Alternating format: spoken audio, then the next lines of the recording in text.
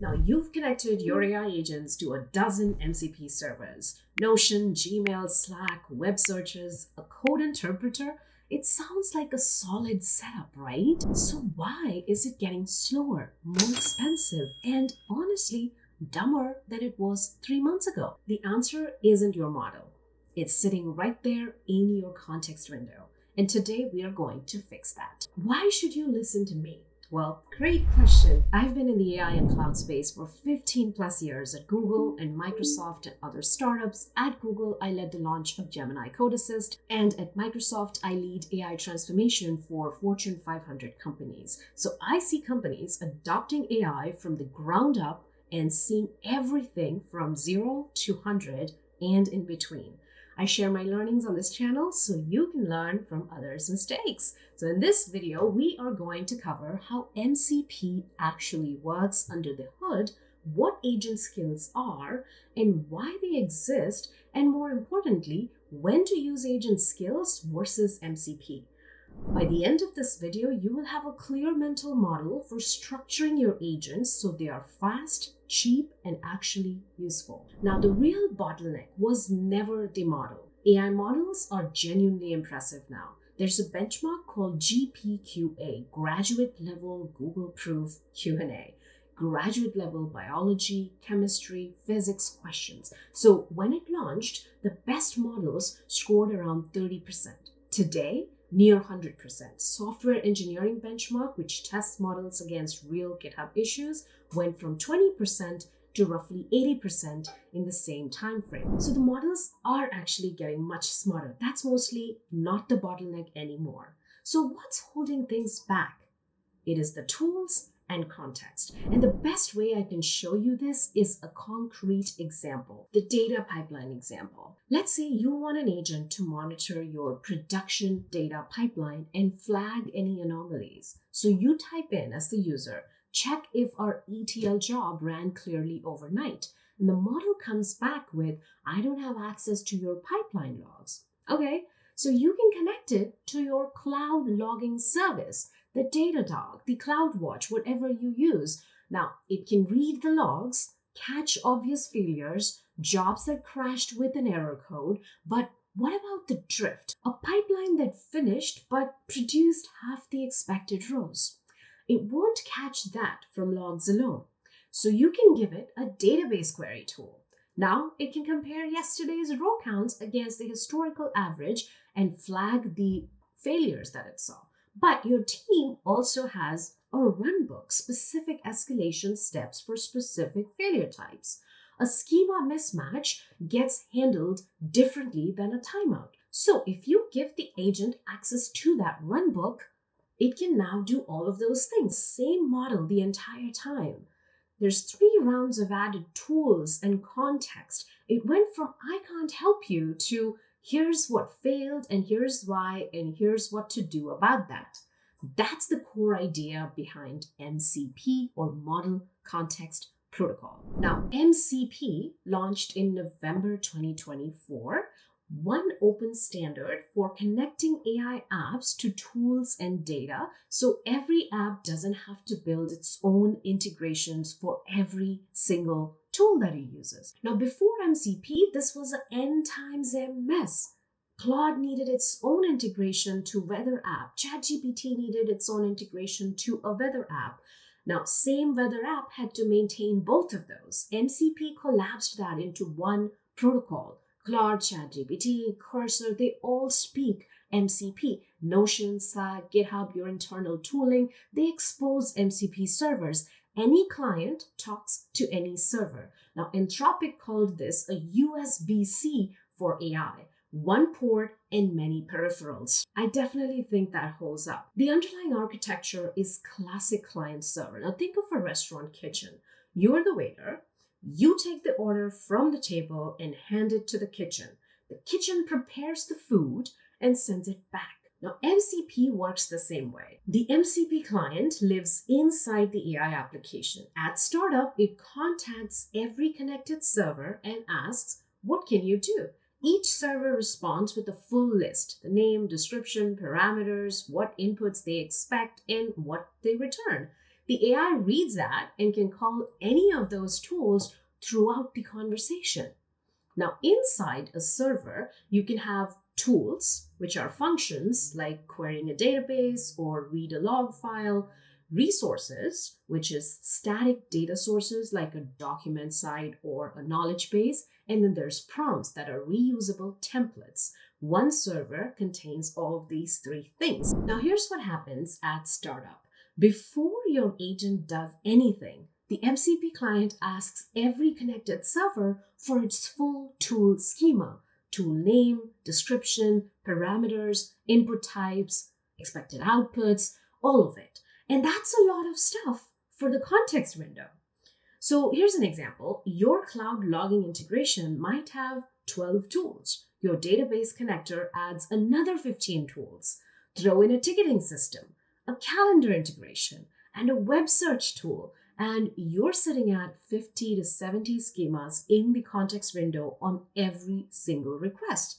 Maybe 4 are relevant to what the user is actually asking about. The other 65 are absolute noise. Expensive noise that you're paying for as tokens and paying for in performance as well. So this is what we call context rot. And you add more integrations expecting the agent to get smarter, but instead it gets slower and starts making even worse decisions. The model's attention spreads thin, so signal to noise drops and it fails in ways that are hard to debug because agent is technically still responding, just not well enough, right? So there's no fix from inside MCP. The startup schema dump is how the protocol works by design. So agent skills are the fix for this problem of context rot. Now, let's look at what agent skills are. So what is an agent skill? A skill is a folder. That's really all it is. You create a directory, name it after your skill, drop a file called skill.md inside it. That file has 2 parts. The front matter at the top, which has the name and a short description, and below that is the body, which contains the actual instructions of what needs to happen. Now, here's the key difference from MCP. At startup, the agent loads only the front matter for all of your skills, not the body, just the metadata. For 5 skills, that's roughly around 100 tokens total. The agent knows what skills exist, like skimming a table of contents without reading the entire book or all the chapters. When the agent decides a skill is relevant to the current ask from the user, it loads the full body on demand, up to about 5,000 tokens, but only then when it's needed. And if that skill references additional folders like runbooks or templates or Python scripts, the agent can pull those in too progressively as the task requires it. Now, Anthropic calls this phenomenon progressive disclosure. Just enough context for the next step. Now, there are 3 levels to this. Level 1 is front matter only, which is loaded up at startup. About 100 tokens, the agent knows what's available. Level 2 is the skill body. Now, that's loaded on demand when relevant, up to 5,000 tokens. And level 3 is everything else in the folder, which is reference docs, your templates, your executables, and all of that. No real upper limit, pulled in as needed during execution. Now compare that to MCP, where every schema loads up front regardless of its relevance. Adding a new skill adds maybe 20 tokens of metadata at startup, not another 30 tools of the schema. The context window stays clean. Your costs stay proportional to what the agent is actually doing. Now, when to use MCP versus agent skills? They are not really competing. They solve different parts of the same problem. MCP gives your agent the ability to ask, call APIs, read databases, send messages, trigger workflows. Without it, the agent can only reason about things. With it, it can do things. MCP is really your toolbox. Now, skills give the agent your specific way of doing things, the steps, the standards, the output formats that you actually want. Without skills, the agent improvises with the tools that it has. With skills, you encode the exact workflow. The skills are your playbook. Now, here are some examples to make this even more concrete. Let's say that you're building a sales research agent. Your CRM has an MCP server. It can pull contacts, records, log activities, update deal stages. Those are the real capabilities. But your team has a specific research workflow. Look up the company's latest funding round, then check their job postings for the signals on what they're investing in, then cross reference with your CRM notes, and then draft a personalized outreach angle. The MCP server gives the agent the tools. A skill encodes the exact sequence. Or think about a new employee onboarding agent. It needs to access your HR system, your wikis, your Slack, all MCPs, right? But the onboarding flow is specific to your company. Week 1 looks different from week 3. Engineering onboarding is different from sales onboarding. Those workflows belong in skills. The agent pulls the right one depending on the context and runs through it step by step. You use MCP when you need to touch an external system.